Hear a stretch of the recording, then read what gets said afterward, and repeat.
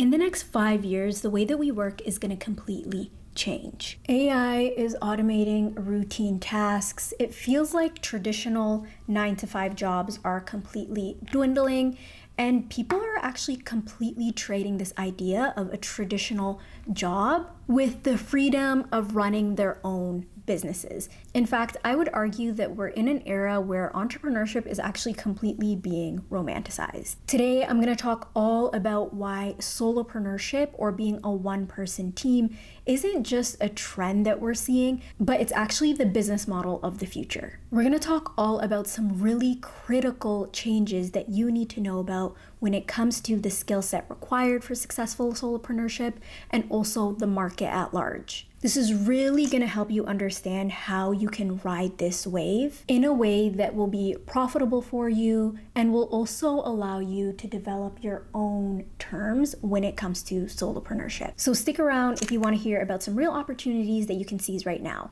Drop a like down below and let's get straight into it. So if you didn't know already, solopreneurship is completely on the rise. And again, solopreneurship is this idea of one person being an owner-operator. You're one person who is running the business independent of any partners or employees. Stats from last year actually show that self-employment continues to grow year over year. We're likely only going to continue seeing this trend because a quarter of all consumers actually indicate that they're considering starting a new business. And obviously a percentage of these will be endeavors that are, a one-person show or some form of solopreneurship.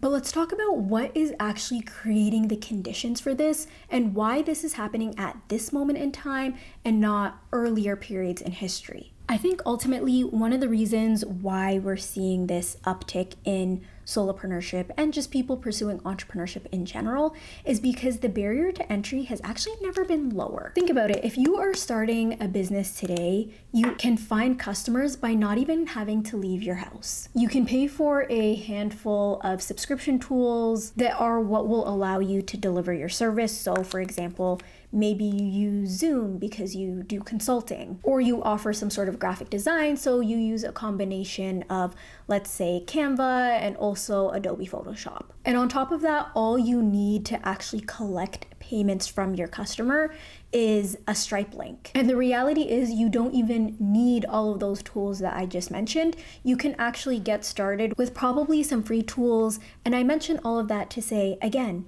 the barrier to entry when it comes to having some sort of product or service and selling it has never been lower. It has never been this easy. Let's take the 90s, for example. If you wanted to get a customer, think about the work that it would take to get that customer. You would either have to network, and remember, there was no LinkedIn, and a lot of people did not have emails, a lot of people did not have cell phones, so you would have to, let's say, pay for a conference ticket in order to be able to do this in person. Or you would have to pay for advertising. You would have to put some sort of ad in the white papers, put out some sort of billboard, and hope that your target audience sees it and calls you. So that is a very high barrier to be able to get even just your first client. So consider the difference between what it would take to run a business 25, 30 years ago and what it would take to run a business today. It's literally like night and day. It's not even comparable. On top of that, we're seeing a complete shift in the workforce, right? Let's just consider what has happened even in the last 5 years.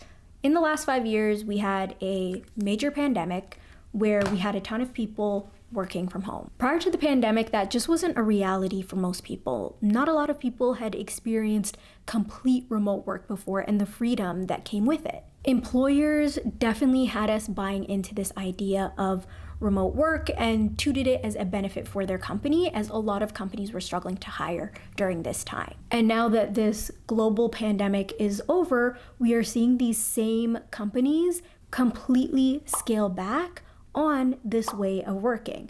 But the issue is that so many people now desire and crave the freedom that comes with some form of remote work. And that's why you see so many companies creating these hard deadlines for when specific teams have to be back in office, and then continuously pushing these deadlines further back and further back and further back, because they realize that they're just going to lose parts of their workforce that they cannot afford to lose. While on the flip side, I would argue that a lot of companies are using this return to office mandate in order to be able to get rid of people without having to do mass layoffs. And here's the thing, guys, when you look at the people who want remote work the most and seem to benefit from it the most, it is women and people of color. Likely the two largest groups that probably feel like they are not as reflected in the workplace and don't have a strong sense of belonging in the workforce in general. And guys, this isn't even considering the massive impact of AI on the future of the workforce.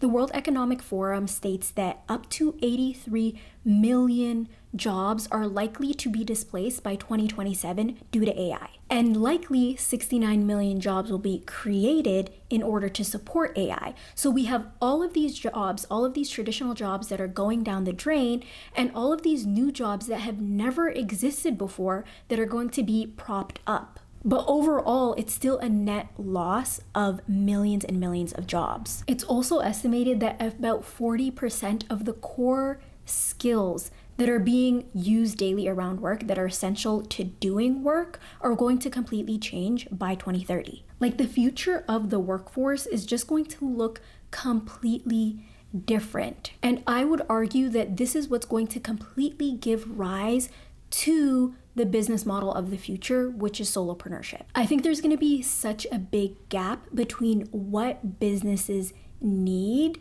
and what the traditional job pool can offer when it comes to skill sets. And I think this is where solopreneurs are going to fit in to help fill that demand. So let's talk about some of the things that solopreneurs should be focusing on in order to help prepare them for this new future. So the first, and we're kind of already seeing this in the market, is outcome-based services. So this is the idea that you are being paid not necessarily just for your time, but for the outcome or the transformation that you can provide. Now, I think the reason why this isn't already kind of the default in the marketplace is because as humans, we are so tied to the way that we have traditionally done work, which is the 9-to-5 structure. And with that 9-to-5 structure, our minds are basically hardwired to understand the value of a person, of ourselves, by the amount of time that they are trading. So we find it hard to pay somebody $10,000 unless we know how much time they're really putting in. But here's the thing, I just think our mindset around work and around the 9-to-5 and this echo chamber of trading time for money is going to completely change, because the reality is it came to fruition during the Industrial Revolution. Like, it's about time we think about these things differently. And I also think this is an area that AI is going to completely impact, because here's the thing, when an AI agent is overtaking an entire department, taking over somebody's job, we don't think about the amount of time that it takes the AI agent or tool to complete that job, right? The reality is that businesses will pay for a tool, will pay to have an agent that will provide them with a certain outcome and will allow them to cut costs. So you as a solopreneur need to be aware of the shifting landscape. And I would argue that there is going to be a more radical shift towards outcome-based services. So an example of this would be somebody who's a marketing consultant, right? Instead of charging based on the hour or charging based on the amount of social media posts that they're doing or whatever it is, instead their compensation is being tied to the results that they get. So for example, the amount of followers that they're able to drive or the amount of revenue that they're able to increase for a client. So what does this mean for solopreneurs? This means that you got to get really good at actually having a transformation and being able to achieve an outcome for clients. People aren't going to perceive you as valuable just because you are well known, right? Like, there really needs to be some sort of transformation commission, some sort of outcome that you provide. Whereas honestly, I kind of feel like in today's landscape, a lot of solopreneurs, a lot of consultants, a lot of coaches are getting by just kind of based on their reputation, based on their clout, and people perceive them showing up as worth it. And again, I just do not think that is going to be the case for the future. Another area that solopreneurs definitely have to be hyper aware of when it comes to the future of the entrepreneurial marketplace is having a micro niche specialization. Basically, having not just a specialization, but being almost like double or triple specialized into something that is so niche and so specific. AI is going to be able to do a lot of the heavy lifting that you might offer right now. And honestly, I don't see that as a scary thing. I think that's a great thing. For example, I'm really good at working with spreadsheets. I'm really good at dealing with data. I'm really good at creating dashboards. And honestly, those are the things that I hope AI completely comes and takes over. I've gotten good at those things just because I have had to. But my secret sauce isn't being able to create a dashboard. No, ultimately, my secret sauce is my mind and the way that it works. And it works this way as a result of having all of the experiences that I have. And all of those experiences are what have really allowed me to develop a fairly specific niche, which is helping successful business owners make even more money and spend less time in their business. And I think with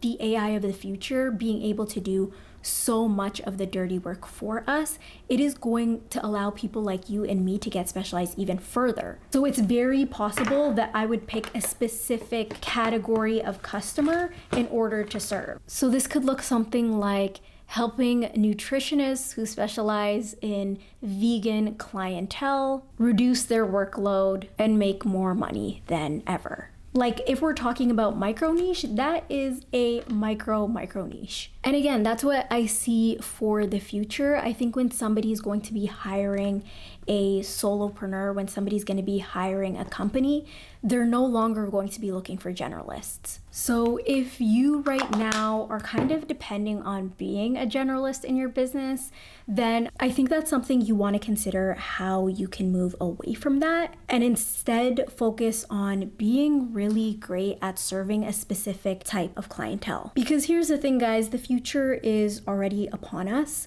A lot of the stats that I mentioned were, based on them just looking a couple of years ahead, not into a future with flying cars and robots that do everything for us, but literally just a couple years ahead of where we are right now. What are you guys' thoughts on this topic? I would love to hear them down below in the comment section. And if you like this video, please do not forget to hit that like button down below. And also do not forget to hit that subscribe button. It really helps with the algorithm. Thanks, and I'll see you in the next video. Bye.